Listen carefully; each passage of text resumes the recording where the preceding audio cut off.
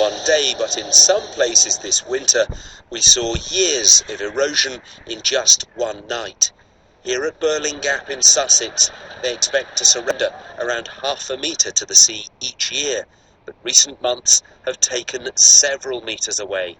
The landowner, the National Trust, believes the best option is to let nature take its course. There was a conservatory standing on site here, and we were able to remove that part of the building before it fell into the sea. So Burling Gap's a very good example of this adaptation in practice.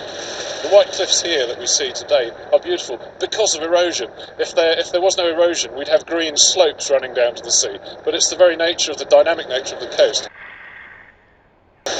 Coastal erosion rates have escalated dramatically in recent years. The winter saw the National Trust footpath at Rhossili on the Gower in South Wales destroyed. The charity's land here is part of its 742 miles of coastline, and more than half of it is at risk over future years. Some areas could lose 100 metres of land to the sea. The Trust is now calling for action from landowners, councils and governments to formulate a plan, often one that means the managed loss of ground. But some areas remain determined to turn back the tide. Dawlish in Devon, for example, where the seawall protects both the rail line and the resort itself.